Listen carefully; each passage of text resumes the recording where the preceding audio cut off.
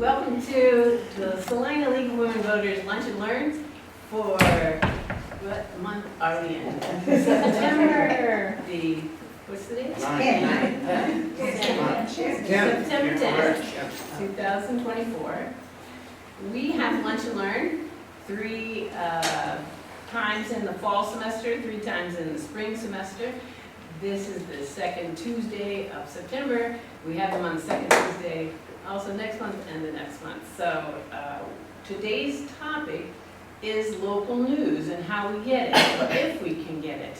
Let me first say that the League of Women Voters is a not-for-profit, nonpartisan organization. We promote ideas and truthful information, and we try to encourage participation in your government.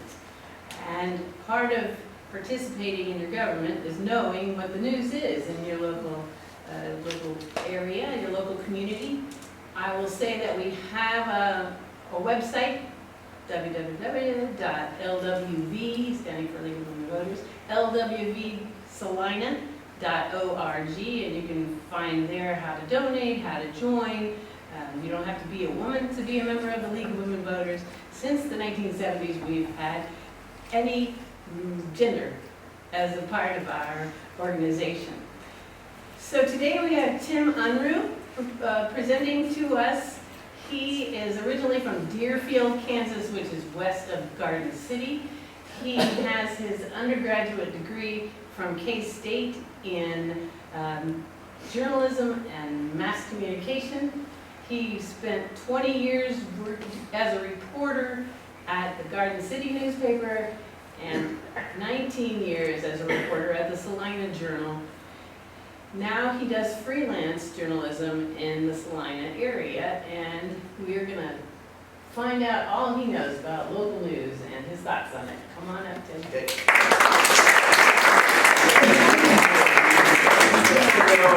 All right. Thank you all for being here. They told me in high school speech to bring visuals. That has nothing to do with what I'm about to talk about, but it's merely a distraction. And then another editorial comment I'd like to address my good friend Carla Strand. I've counted the men in shorts. Oh. There's 3 women in capris. She told me I had to wear long pants. Tim, you look so nice. Thank you. So anyway, please accept a hearty howdy. And I think I've had dealings with a lot of you in here since I've worked for the newspaper and things, but it's been a little bit since I shared oxygen with the League of Women Voters. Standing in front, facing the audience, that's never happening. I guess you'd like to be wowed in some way by what I have to say. It's probably not going to happen. But if we work together, we might just all walk out of here somewhat fulfilled by something, and I'm not talking about cookies. So I'll just share with you what has been on my mind since the Salina Journal fired me in 2017 because I was too sick. I was sick too long. In the 7 years since, I have become about the only old school print journalist carrying a notepad in north central Kansas. Note to quibblers, I'd said about. But that's exactly what has added wrinkles to my forehead and numbers to my hemoglobin A1C and about 40 pounds to my midsection. Never mind the blame game, the fact is we are less free without aggressive, fair, balanced, and nonpartisan local, regional, or national media. Try clenching your fists, stretching out your arms as far as each will go. What's in your left fist are the extreme liberals. What's in your right fist are the extreme conservatives. What's contained in each is what is currently running our cities, states, and the entirety of the United States of America. Sure, there are some libertarians, independents, and others lurking at each elbow, but the fact is, by my estimation, some 85% of our people are congregated in the middle, and they're not being represented. I can only speak for myself, but within my being are liberal, conservative, libertarian, and independent leanings, along with some conservatives' thoughts. I wish to be heard, no matter what ideology I draw from. I don't want to be vilified for my views. What's happening now reminds me of when I was 18, starting college in Garden City, Kansas. My English teacher at Garden City Community College is sitting right there. He gave me a B. Yeah. So I would occasionally take in a house party with my peers, and I can remember several of them, including someone at the front door of an apartment or house who asked, "Do you get high?" And if the answer was yes, you were directed to the basement to partake in smoking wacky tobacco. And if you answered no, you were allowed to join a half dozen or so on the main floor, sipping 3-2 beer and convincing law enforcement that it was a clean gathering. Sometimes I snuck downstairs and faked it like old Bill Clinton, mainly because the conversation was more interesting. Nowadays, there are events where the Republicans visit in one corner and the Dems meet in another, so they can all agree. The right-wingers listen to Fox News and the left-wingers weigh in on CNN or CNBC because that's where they're comfortable and can expect to hear what they believe to be the gospel truth, when in fact the truth is something that flutters all over the place. By the way, I want to make it clear that I have never written the truth in my 46 years in journalism, but I sure as hell have pursued it. My father always preached that there are 3 sides to every story: your side, my side, and the right side. We can't even agree today on whether the Chiefs beat the Ravens last Thursday. Just check out X or Facebook.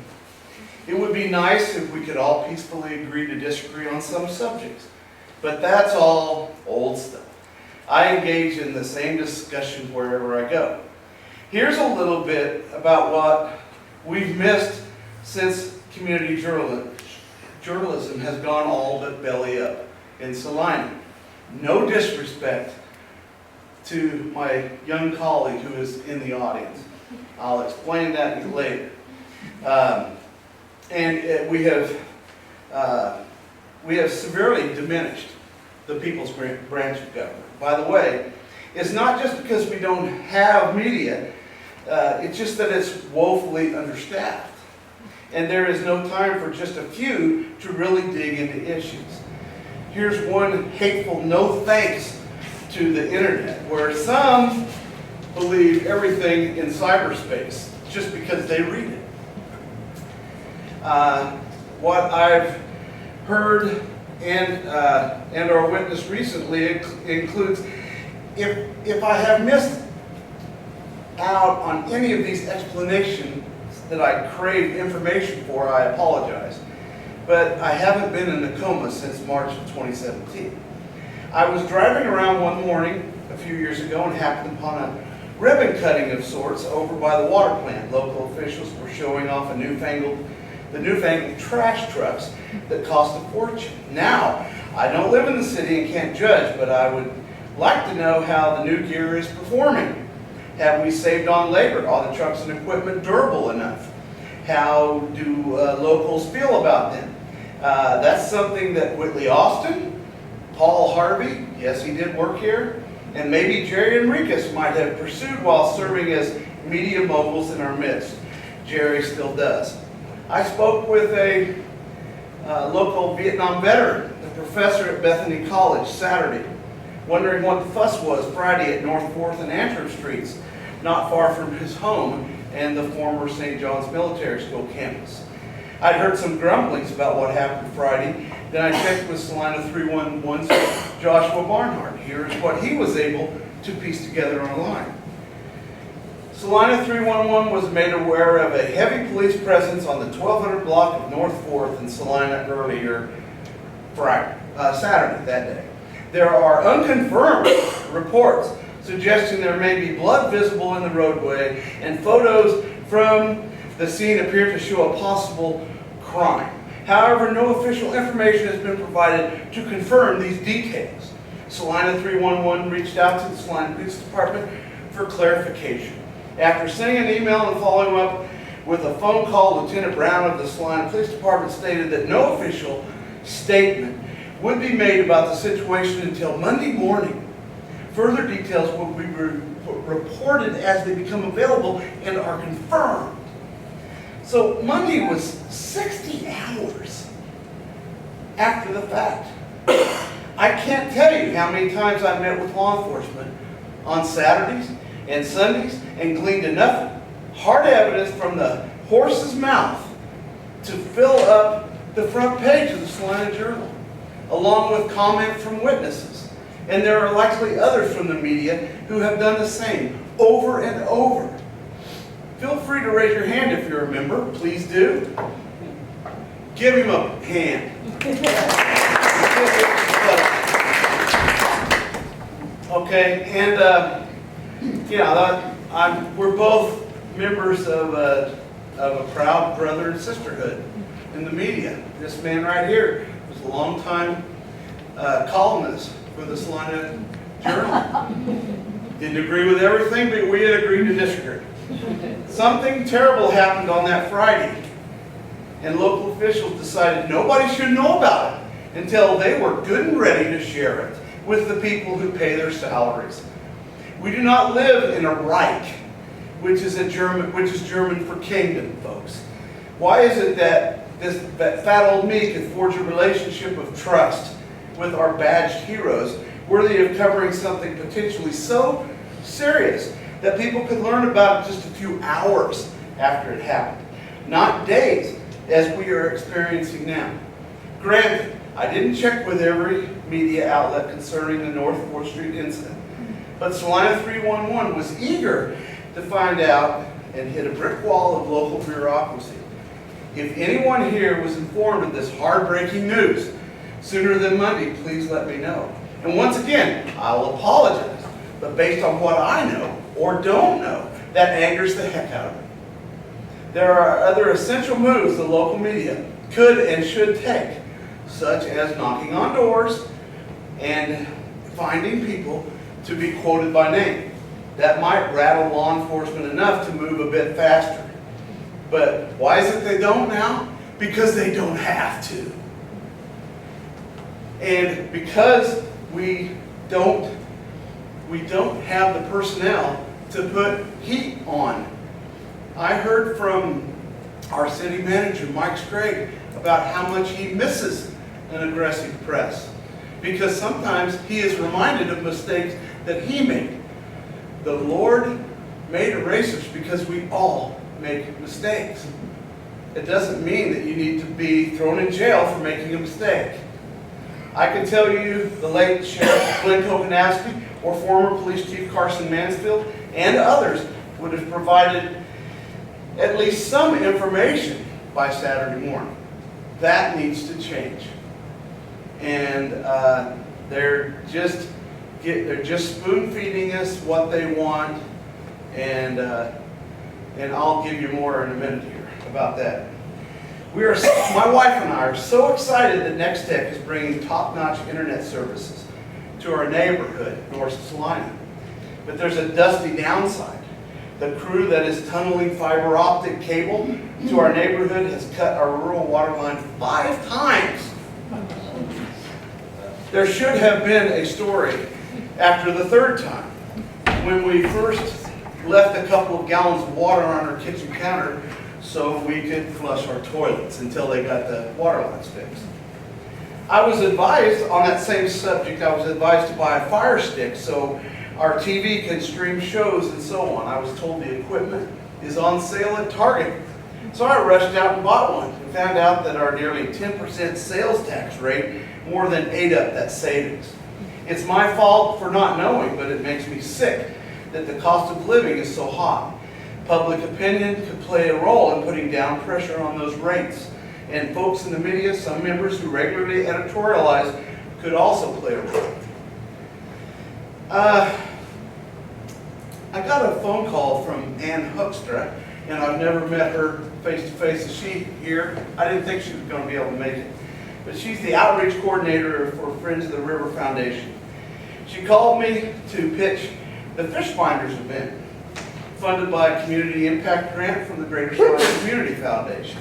It was to, quote, get people connected to the river, find out what is living in the river, she told me, and to prep our youngsters and others for when the river restoration project kicks into high gear. By 2031 or so, we'll be able to float the old Smoky Hill River channel that is scheduled for cleanup, rehydration, and beautification. I was so swamped that I had to turn Ann down. I called her Saturday to inquire if anyone covered the event, and she said there was no coverage. I felt like a jerk. It was just another example of how much community journalism is missed. They probably could have had quite a bunch of people there, and to actually serve as a celebration of this major changes about to take place in our community.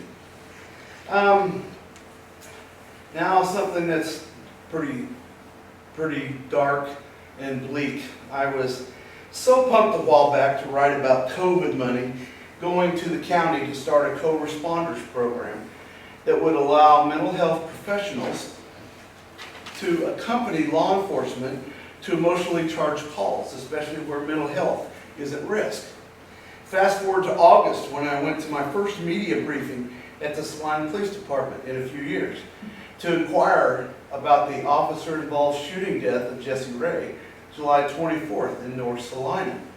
This young man, whom I'd written about in 2008 when he was saved from drowning at Harrington City Lake by Abel Perez, was announced at the funeral service as Jesse's godfather.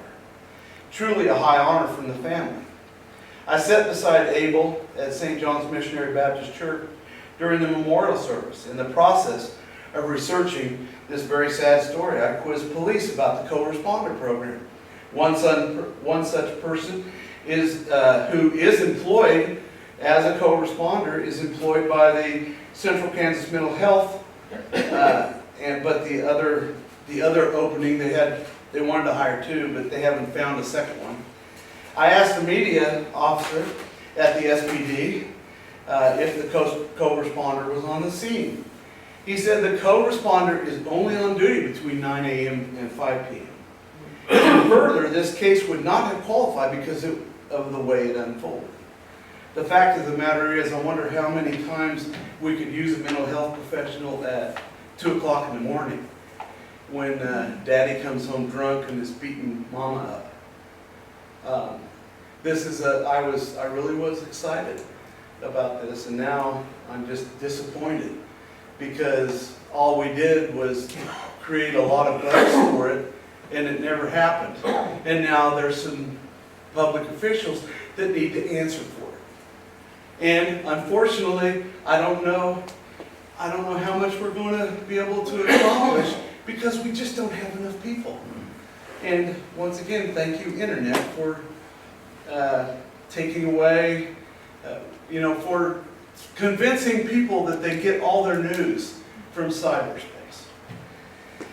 Local media should dive into that issue. It sure makes me wonder if outcomes in these troubled times would be different if there were some way to properly fund the program. So, this one I did get chewed out about on Facebook. One morning I was on the way to my pharmacy to refill some medications. I found out getting there was nearly impossible because of a big marathon race that lured competitors here from all over the country. The route through downtown made getting to B&K prescription shop difficult, and there were no signs pointing the way.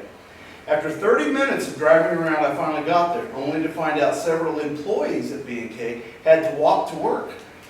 And later, I learned that some heart patients couldn't get there to refill their much-needed meds. An aggressive local media that would not cower to pressure from inept organizers would have made sure that doesn't happen again. I tried to make a case on Facebook, but was simply told to shut up and stop trying to poo-poo an event that brings millions of dollars to town. I'm happy for the marathon, but sad in other ways. A close friend who has been stricken with a mysterious illness has been trying to get an appointment with a local specialist. After a trip to the ER, he found out that the earliest the specialist could see him was February of 2025. Well, isn't that just Jim Dandy? Makes you wonder why we have such a specialist when the need is so high that my friend could get worse or possibly pass away while he waits. I wonder what Salina would do with only 1 or 2 firefighters or police officers.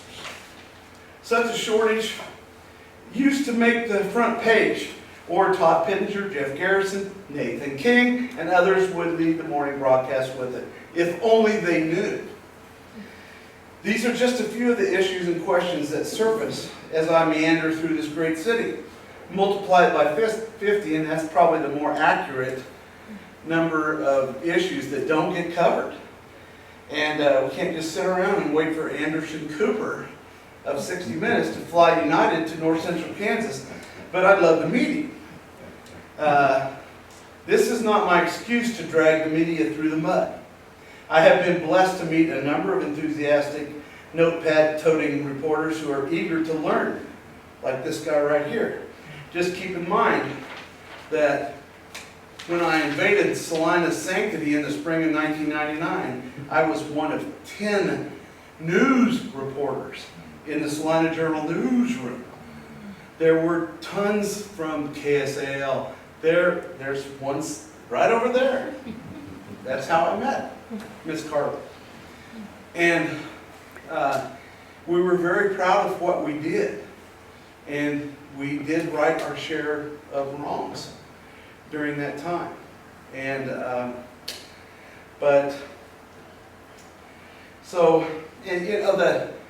the people in that newsroom, the 9 people plus the editors plus all the other people in there, including sports, they could collectively account for a century or more of experience. I acknowledge that a rebirth of sorts is taking place here, and the media at present, and yes, I'm a part of it, is in more of a fledgling state. I'm sure the Salina Journal, or whatever it was called then, was lacking in the 1890s, more than its heyday in the 1980s and 1990s, when people look back and say, that was when the Salina Journal was its best. And that was long before I came here. So I don't take any credit for that. But I would like to finish by thanking Ann for taking the time to visit with me Saturday and providing my closing quote from Joseph Pulitzer. He said, "Our republic and its press will rise and fall together." And that's a pretty heavy statement. So I'm not saying that you should run out and start buying advertising, but it is a very important part to this community and our state and our nation.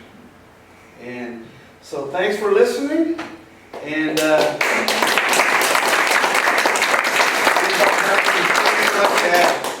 Tim, I'm curious,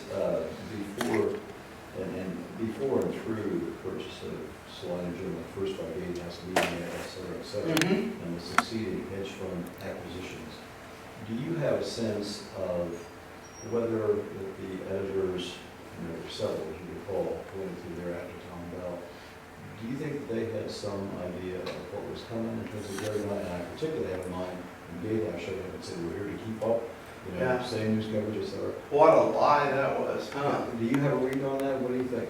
I have a lot of specifications, but I also know there's a couple of attorneys in here, and I would need to find out what libel is. I'm just asking. Speculating. I'm asking you what your perception of their. I'm asking you your perception of their perception. I'm not asking you for facts. I'm just asking for perceptions of those that. Well, I can tell you this, that I started at the age of 18 at the Garden City Telegram in August of, you remember? Yeah, and I was a part-time worker there, getting paid for part-time wages for working about 60 hours a week as a part-timer. Yes, and I got a couple of bylines, and I was hooked, and here I am. And I am very proud of what I've done, and also kind of sad because there's a lot more that needs to be done. And, but Nate, we need 50 Nathans in Salina. Yeah. We do. We're I just had I don't mean to interrupt, but we just had my talk with Mike Scragg, the podcast. We talked about the trash cans and we talked about the first responders. Awesome. Yeah, and then Good for Tim, you. and Tim was the one that really kind of bring in our conversations about that. Right. About those for light. Look, about 3 or 4 years ago, I just heard this third person, so I'm not going to say who did it, but a certain city manager stood up at a city commission meeting somewhere and said, we got to raise taxes. And they said, why? Because I've got $38 million worth of projects I have to do, and I don't have enough money. Just from that statement, 2 of the 5 city commissioners said, I'd vote for that. What would the Salina Journal and KSAL and the other media have done? They would have said, okay, we're going to take you to task, Mike Scragg, or if it happened to be him. I shouldn't have said that. But anyway, we would have come in and said, what is the 38 million? How do you rank it? How important is it? Do you need everything right now? Could you cut some from the budgets of your departments? There's a lot of things that the people's branch of government would do. Now, I'm afraid they're taxing me out of a place to live. And a lot of it is because we don't have an aggressive media. And that's the thing that sets us apart. That's the thing that sets us apart from other countries. Go ahead. I know of someone who is looking at considering maybe making Salina their home. And of course, what I'm hearing today is real positive about our current media. What can you say about Salina as a whole, or in the area that you've talked about that could be positive, that could be okay to be making Salina home for? 2 of the reasons, I can tell you this, 2 of the reasons we came here were named Mason and Samuel. Mason And Samuel, our sons. They were about this tall when we came here. They were raised here. And Salina's no different. You know, we had times when there were Mexican gangs running around, shooting at people as they drove by. We had lots of problems. We had gang problems at both high schools. Those things have kind of subsided a little bit based on what I know and I don't know. But this is a great town. And this is a town where we don't just try to have 80,000 people living here just so we can get to 50,000. I do jokingly say that Salina hasn't learned how to count, because I think there's 50,000 people here right now. And all you got to do is drive down Ohio Street at 3:30 in the afternoon. We have traffic jams in this town. And, what was his name? Mike? Go ahead. I'm doing all the talking. I'm sorry. I want to know where you got your t-shirts. Okay. Love it. I wore it for the simple, I got it from the Kansas Press Association. Okay. And if you would like, I can give you the phone number. I would love one. Yeah, I mean, come on, man, So, I could, if they would make a better t-shirt, I could be their billboard for this, Why don't they bring it clear out to my boobs, Come on. But anyway, go ahead, say something. I've heard that there are people that are talking at the Greater Salina Community Foundation about having a fund to support a local media source. Have you heard anything about that? I have not.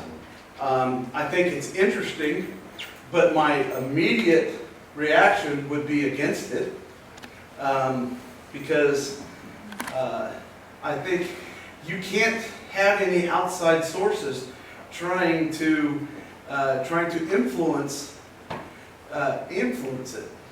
That's not what you're saying. I think they're trying to set up a fund that would make it a not-for-profit newspaper. Oh, okay. And so they would fund it, I mean, they have giant resources at the Greater Salina Community Foundation. Right. And I would start by paying a visit to the media. Because I can tell you this, if I started a newspaper, it would be broke in 6 weeks. I am not a businessman. I'm a journalist. And I love to write stories. Everybody in this room has something that is worthy, that a lot of people would like to know about. And it's not bad stuff. It's about the wonderful lives you've all led. I mean, you found out today he gave me a B. And I still like it. I still live in infamy about that. Yes. And there's a couple other guys in town that were in that very class. Yeah, that's right. Yes. So anyway, yes. Tim, solutions. So what is possible solutions to this? You referred to other countries still having the more traditional, media. So what is it that they're doing this, and what is their society like that's different than ours? Well, first of all, I would make sure that you never elect a king. Good And advice. that's all I'm going to say about that. Good advice. The other thing is, let me tell you a story. My dad grew up on a beet farm in western Finney County, and it was owned by the Garden City Company that owned the same people owned the Broadmoor Hotel in Colorado Springs. And there was an old editor out there by the name of, now I've forgotten, he was a redheaded guy. Anyway, when he would walk around town, and if he noticed that Carla and Mike Strand had a little trash in their yard, that might end up in his column. His name was Jervis Reed. And that would end up in his column called Around Town on Monday. And my dad was born in a dugout, and his dad didn't even want him to go to school. And he was the oldest of 5 kids, and they would fight over that newspaper when they got there because they wanted to read Around Town. If you can make something compelling, how many people read George Pyle in here? How many people did not like George Pyle? Yeah, right? But you still read it. It was kind of like Howard Cosell. You loved to hate him. Some people love to hate George.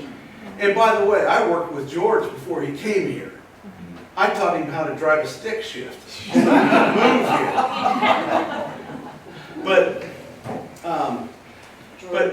yes. George Pyle, what I remember was that there was always so much within the business community, that there was always so much grief about him and what he would do Right. in the paper and what he would say about Salina and blah, blah, blah, blah. Well, that kind of thing. I mean, But yeah. the point is, Uh-huh. people were talking about it. Right.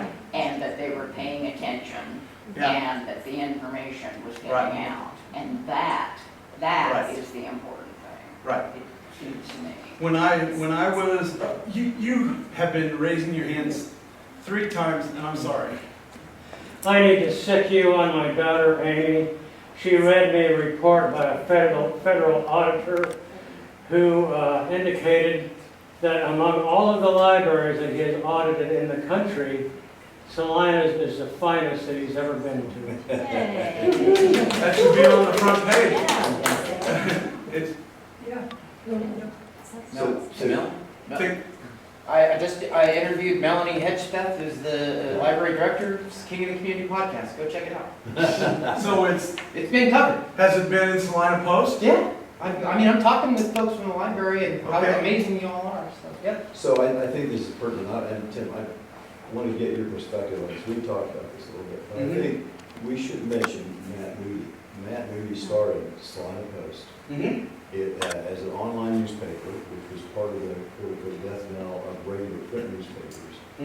But keying into that trend already in existence. Right. He sold it to KI and to Eagle Communications.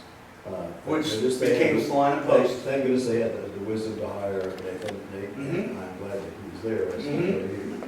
Then he started Salina 311, you've done some work for that, and Matt's, I've got the cover this week. well, good for that. Yeah. So I very much appreciate Matt's, in the premise that I understand from newspapers, is you would keep local dollars in the local community, Yes, and I am all for that. yes.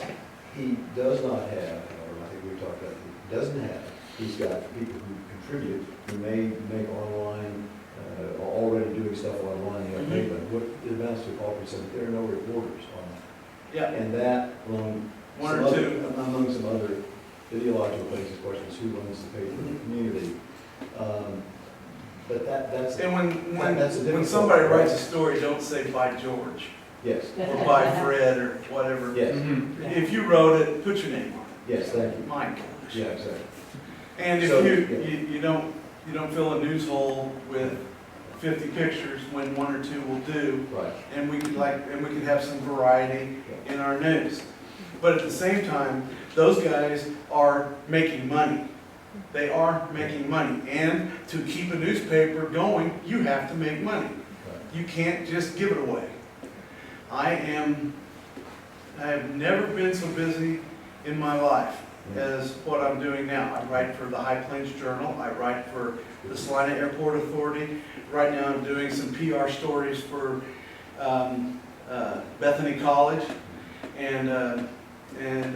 I haven't done anything for Kansas Wesleyan, but I'm writing stuff for Great Plains Manufacturing too. Be interesting to find out what they think about raising tariffs. Yes, sir. Kaboga. Yeah.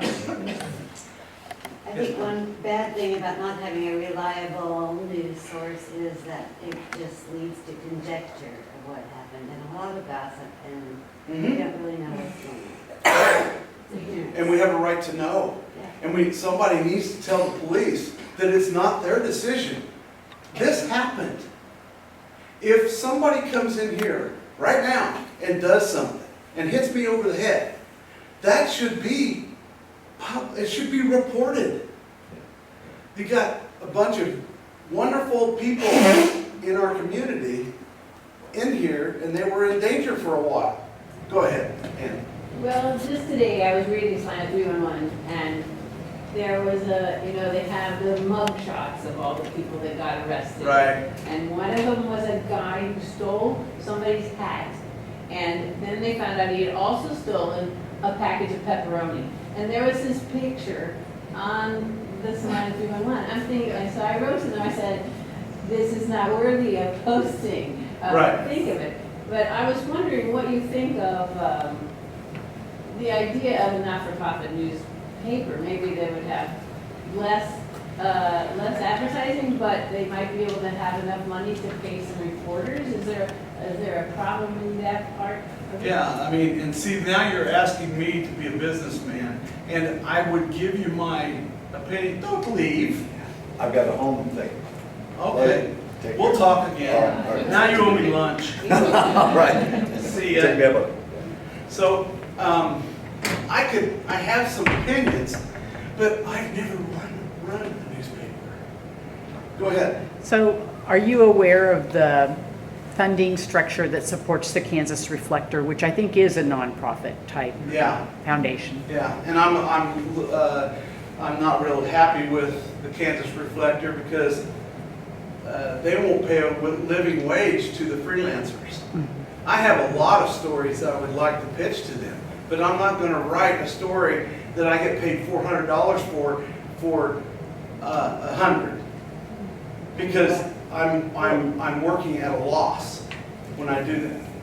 So you're saying it was worth $400, but they would only pay you $100? Is that what you're Yeah, saying?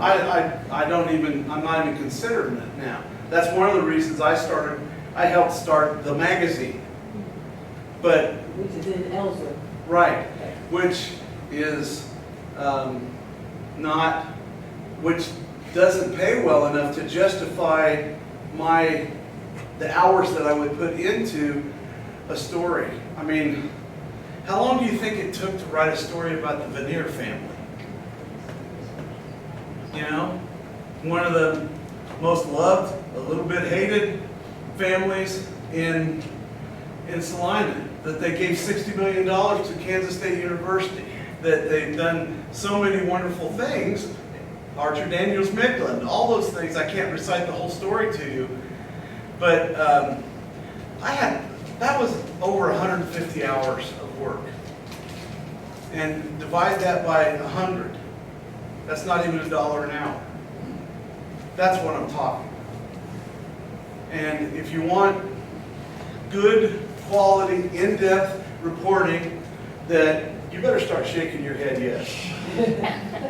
But it takes a lot of work. And it can't just be, oh, this happened and this happened, and this was in a press release, and here you go. You need to be able to say, yeah, but. You know, what about, I'm not sure I quite understand why the library sold the Sanzanes that they have. I don't know why, but there should have been a more aggressive press to really look into it. Yes? I'm gonna have to leave. I was wondering if I could get the number for the Associated Press for those shirts. Oh, We can give you your email if you want to send it later. yeah, I'll get it. Hold it.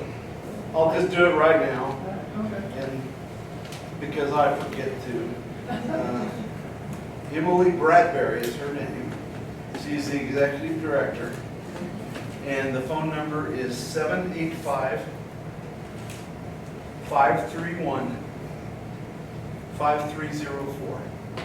Okay, thank you very much.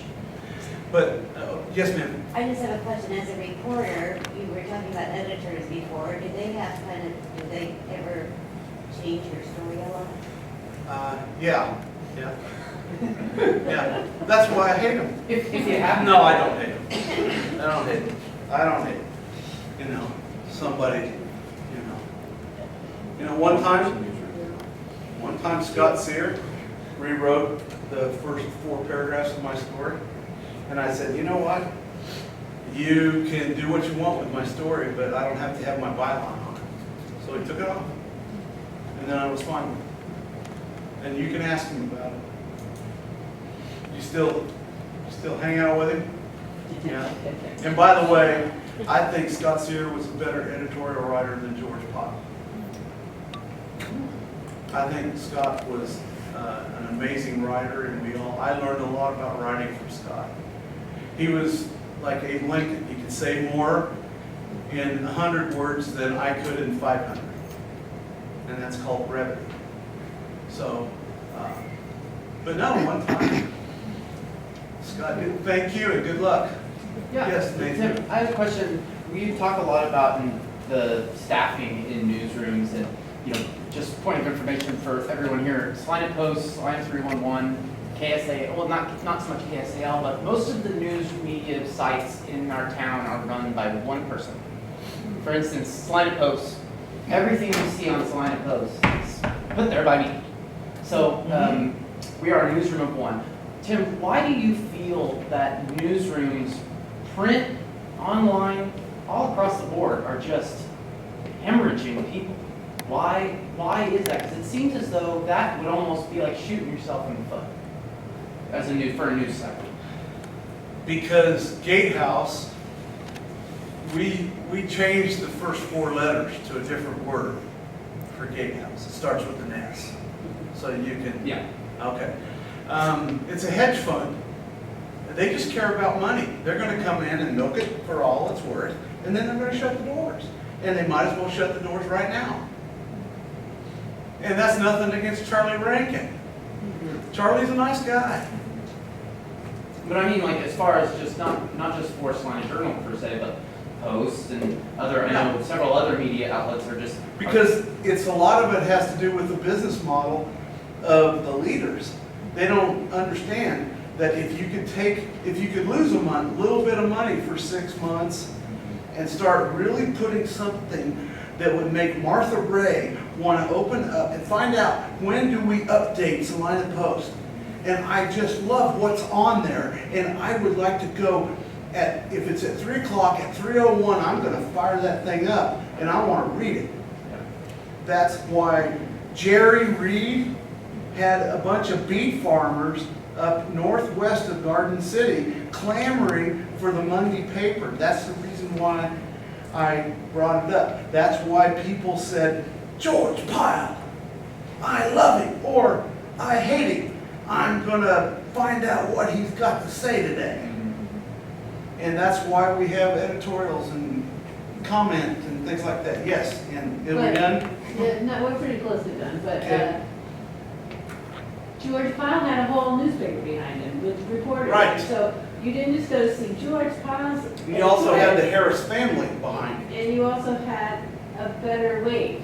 And I Right. think that's why they're hemorrhaging Yes. reporters, is because they don't get paid.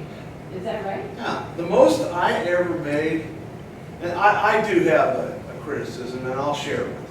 But the most I ever made at the Salina Journal, gross, was $45,500.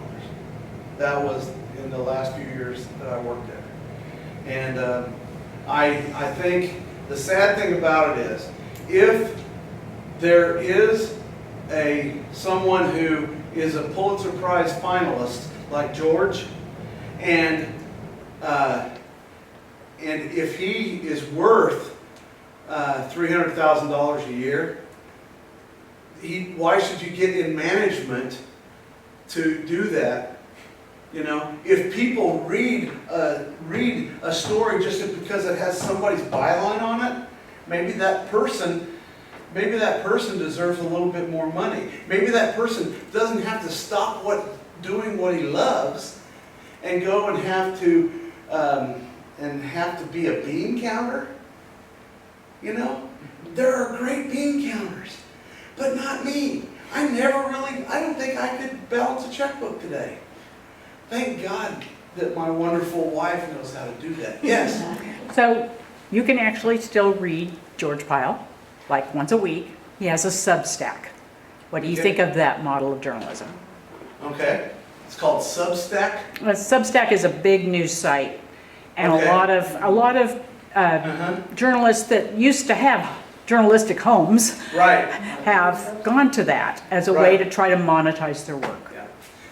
Let me finish by telling you, one day I was, I had to have been 25 years old, and I was sent over to Lincoln, Kansas. And there was a woman that had a baby, and her name was Kalena. And Kalena her heart wasn't working, her lungs were not working right, and the nurse told the mother, take your little girl home, keep her comfortable, and let her die. And the mother said, no, I'm not going to do that. And she started a huge effort to raise the $10,000 necessary to get her daughter on the organ registry. And I wrote a story. I'm not bragging about myself. It probably had misspelled words in it. I don't care. But I wrote a story, and it made the Associated Press. So it got into the system, and a couple from Wichita wrote her a $10,000 check. And it saved her life. Sadly, she lived to be 7, and there was rejection, and she passed away. But there's a way to spread the word. When I got sick, my family was making end-of-life decisions, like should we cremate him, stuff like that. And this town donated $16,000 to $17,000 to my family to keep my family going during that time. So, and I will be the first one to tell you that they did that. And you're still alive today. And I'm still alive, and a lot of that is thanks to the city of Salina and North Central Kansas. So newspapers work for a lot of reasons. Yes, I'm sorry. Oh, no, you're fine. So one last question. I mean, that has occurred to me is ultimately, given everything you've discussed, where do you advise people to get their news?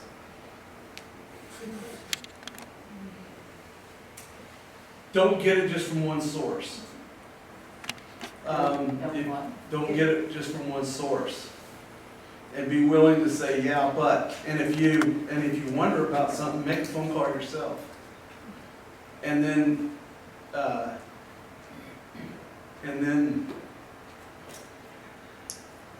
the best print possibility that we have right now is 311.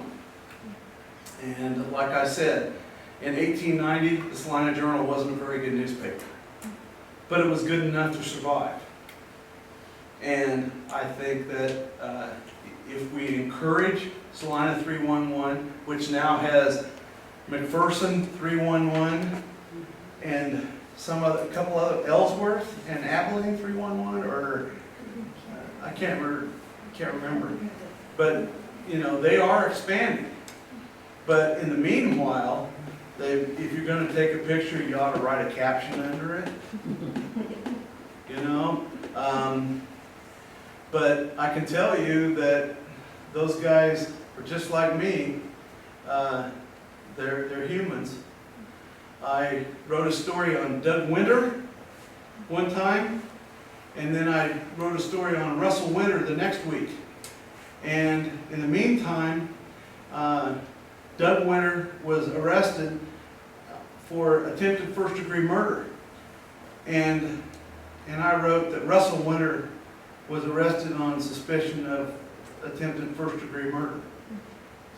So my career almost ended right there. But Russell Winter thought it was funny.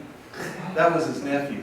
Is Yeah. 311 delivered or you get that from you? Yeah, I get it in the mail twice a week. Oh, it's Twice a week. online. Yeah, it's twice a week.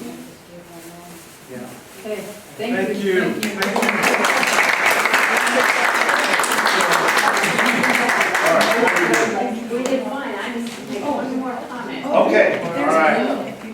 So thank you all for coming, it's a great crowd. Next month on the second Tuesday of October, we have the McPherson Housing Project. I'm not quite sure of the exact title, but they have a homelessness elimination program and they have a whole bunch of tiny houses where they move people in and help them rehabilitate and try and get jobs and get out of homelessness. So that's next month on the second Tuesday, which I believe is October 8th, and 12:15 right here at the library. Thanks so much.